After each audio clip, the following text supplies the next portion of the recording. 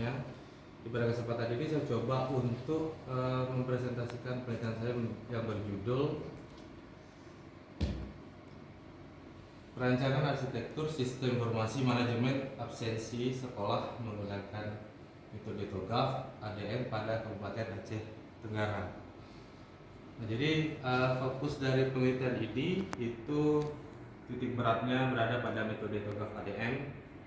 Nantinya akan menghasilkan yang namanya arsitektur bisnis, kemudian arsitektur data, dan yang ketiga arsitektur aplikasi. Sebenarnya ada beberapa jenis arsitektur setelah penambahannya, yaitu arsitektur teknologi, tapi yang pembahasan pada penelitian ini hanya terdiri dari 3 arsitektur.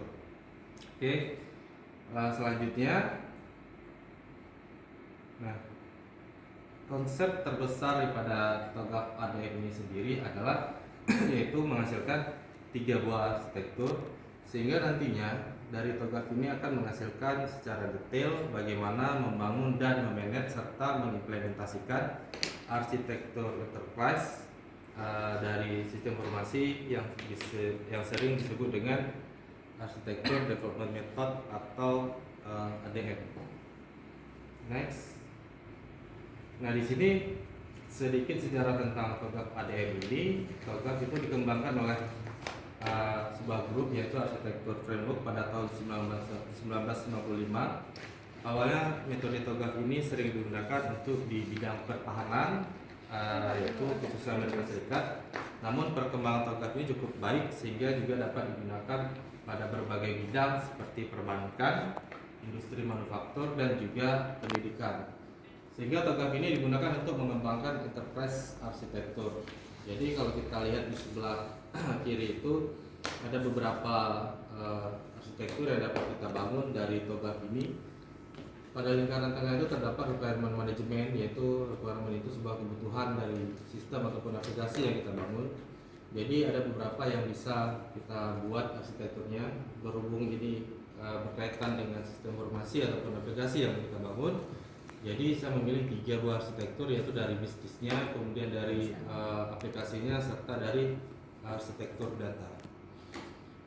Oke, next. Nah, ini contoh daripada bisnis arsitektur. Di sini dikatakan bahwa untuk menentukan bisnis art atau arsitektur bisnis atau target yang direncanakan, melakukan analisis kesenjangan antara kedua dengan menggunakan gap analisis dan penentuan tools yang akan digunakan. Jadi nantinya dari bisnis arsitektur ini kita akan mengetahui yang namanya itu bisnis entitas dan data untuk entitasnya. Jadi ada 2. Jadi untuk entitas itu sendiri, sebuah sistem informasi terbagi menjadi 2. Itu kita tentukan. Next. Nah, di sini contoh dari data arsitektur. Ini hierarki daripada arsitektur yang sebelumnya. Ini yang saya katakan tadi, entitas bisnis. Contohnya misalkan proses akademik itu merupakan entitas dari bisnis. Kemudian kebutuhan dari entitas bisnis proses akademik ini yaitu berupa entitas data. Bisa jadi kalender akademik, guru, siswa. Contohnya kalau kita berbicara di Budia ini, misalkan proses akademiknya itu banyak, ada KS, KS, kemudian pencetakan nilai dan sebagainya. Ini contoh hasil nantinya yang akan kita dapatkan setelah kita menganalisa kebutuhan dari sistem tersebut. Akan kita tampilkan dalam bentuk tabel seperti ini. Next.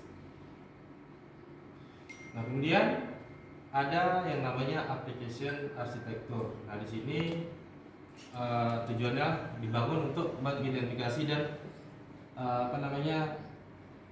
mendefinisikan aplikasi-aplikasi utama yang dibutuhkan oleh enterprise dalam mengelola data dan mendukung fungsi bisnis. Jadi di dalam aplikasi ini, sebuah aplikasi itu terdapat 2 bagian, yaitu ada bagian utama dan bagian pendukung. Sehingga bagian utama itu tidak akan jalan kalau bagian pendukungnya itu tidak terlaksana. Jadi kita harus pastikan dulu untuk bagian pendukungnya sudah berjalan, sehingga mendorong untuk aplikasi yang utamanya itu bisa jalan.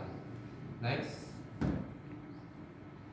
Nah, ini lingkup enterprise organisasi dari arsitektur sistem absensi sekolah. Sebenarnya Untuk absensi ini berkaitan dengan absensi guru, kemudian dinas pendidikan, tapi ruang lingkupnya saya sempitkan menjadi absensi sekolah khusus untuk guru dan pada saat proses belajar mengajar.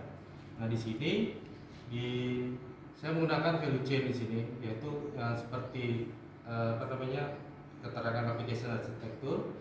Di situ ada aktivitas pendukungnya. Aktivitas pendukung di sini yaitu manajemen tata usaha, kemudian operator. Kemudian dari pendukung itu untuk mensupport di bagian aktivitas utama, di situ ada database siswa baru, proses akademik, kemudian sampai dengan menghasilkan laporan absensi. Inilah semua bagian aktivitas yang ada nantinya di dalam sebuah sistem informasi manajemen absensi sekolah. Next. Nah, hasil dari bisnis arsitektur dapat digambarkan seperti ini. DSB itu dari keterangan berupa database siswa baru, kemudian database ini digunakan untuk proses akademik. Selanjutnya menghasilkan report bisa, khususnya di sini report yang dihasilkan adalah absensi guru, kemudian absensi kelas, hasil proses belajar mengajar antara guru dan siswanya. Nah, untuk ketiga aktivitas utama di atas itu didukung oleh aktivitas pendukung, yaitu MTU. MTU itu manajemen tata usaha, di situ berupa kurikulum, penjadwalan dan sebagainya. Operator di sini difungsikan juga untuk membantu kegiatan dari sistem informasi manajemen tersebut. Next.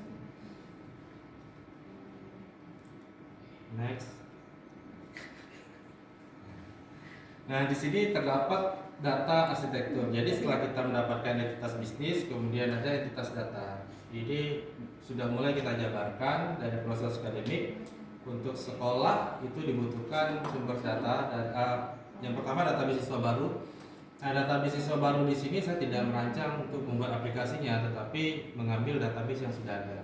Kemudian khususnya untuk proses akademik itu ada 8 entitas data, siswa, guru, wali kelas, kurikulum sampai dengan kelas. Kemudian untuk manajemen tata usahanya ada guru, tenaga kependidikan, tenaga kerja sampai dengan mutasi. Tapi kemungkinan hanya sampai dengan poin 7 absen, mutasi tidak ya. Next. Dari data arsitektur kemudian kita pecahkan lagi untuk menjadikan aplikasi apa aja yang perlu kita buat atau modul-modul apa aja yang kita butuhkan di dalam sistem informasi manajemen absensi tersebut. Nah, ini disebut dengan application arsitektur. Nah, di sini untuk database siswa baru itu tadi seperti yang saya sampaikan, tidak kita buatkan sebuah sistem khusus, tapi kita mengambil data yang sudah ada. Kemudian dari proses akademik, sistem informasi yang kita bangun itu namanya sistem informasi akademik. AP yang ada di kode aplikasi itu berupa kode AP itu aplikasi 2.1, karena di bagian nomor 2 itu poin 2 itu kita bagi-bagi menjadi beberapa aplikasi yang kita buat nantinya, yaitu ada 5 di bagian proses akademik, aplikasi administrasi kesiswaan sampai dengan aplikasi pelaporan akademik. Kemudian yang poin ketiga itu manajemen tata usaha.